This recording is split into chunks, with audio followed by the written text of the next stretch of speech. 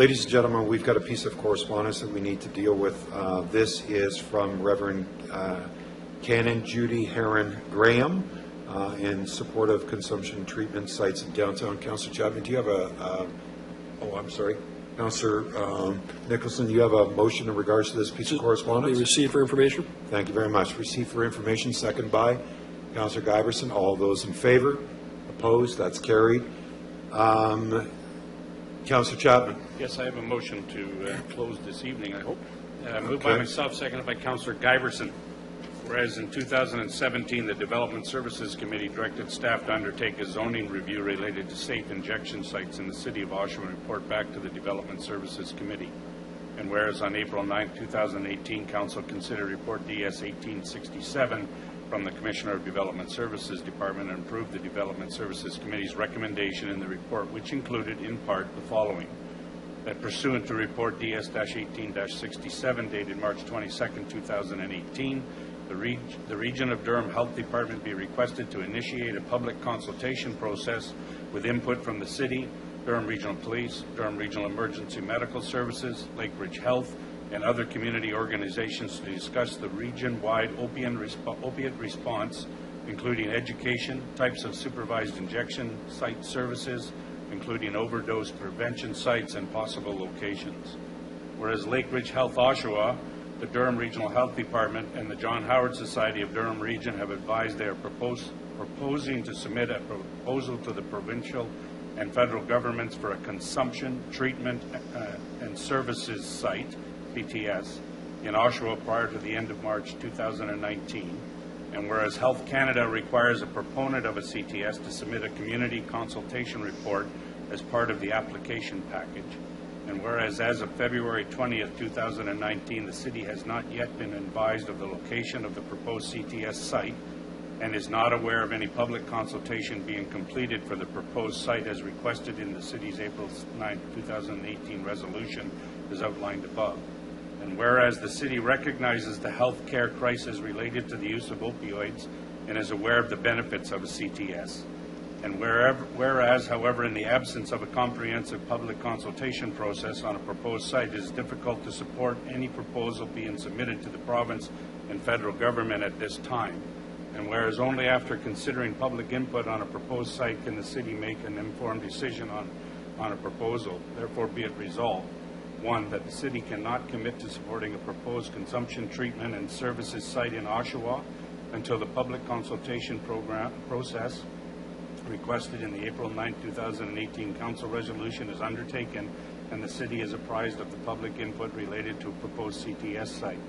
2, that the federal government and province not approve a CTS site in Oshawa at this time until a comprehensive public consultation process is undertaken with input from the City. 3, that a copy of this resolution be sent to Lakeridge Health Oshawa, the Durham Regional Health Department, the John Howard Society of Durham Region, the Province of Ontario, and the federal government. If I can speak to it, Your Worship, it sounds like it's a negative, that we don't want to commit, but it's about this time, and what we heard tonight is the public consultation, and I think Mary said it best, it's about teaching others, and I firmly believe that we need to have this community consultation process, because not only is it going to tell us what people think, I think it's an educational tool for the folks out there. We keep hearing about safe injection sites, and that was the start of it all back in Vancouver. And people have this image in their mind of this safe injection site of going in and shooting up and going off, right? This is a complete treatment availability in one site there, so that there'll be some medical care, there'll be some, the opportunity for them to test their drugs, and yes, they're using illegal street drugs, and that's why the federal government has to approve this, because they have to waive those parts of the Drug Act and the Criminal Code. And we need that consultation because what it says in the Health Canada, it says for this consultation report, you should include a description of measures to address concerns that were raised during the community consultation. And that's why I see that as an educational piece. They haven't chosen, they've only come out with a anecdotal Midtown Mall might be the place. So they have to, frame that a little bit more. We've got a very caring community, as we heard from a lot of the people here. I mentioned earlier the primary care outreach program. That's serving people where we find them, whether it be in a tent city or in the the shelters, things like that. It's not focused on drugs. It's a social worker and a primary care paramedic help with some medical issues. The social worker helps with, if they can, getting them right to the addiction counselor. It's been a success. We've had, it doesn't sound like much to a lot of people, we've had 14 people housed. We've had a lady get her family back because of this program, right, of things. That's part of our care. We put money in our budget for what we're calling, and it always sounds interesting, our Oshawa Unsheltered Residents. Part of that money is going to help with this needle program that's, the needles that are everywhere. And something that wasn't mentioned tonight about Memorial Park, for example, that our staff find a lot less needles in the bushes than that of the places where we put these bins. So, the people that are using the needles are putting them, for the most part, not all of them, because we find them, it depends on where they're taking their drug, right? And now we're looking for this site that will provide all these things for people to come to. So it provides them some safety, off the street. They're not down in a dark alley in the middle of the night or whenever they do it. There is some supervision. They get to test the drugs that they buy them. Yeah, we're not going to stop them from doing it, but you heard Mr. McGarry talk about that test has, 3 different outcomes, right?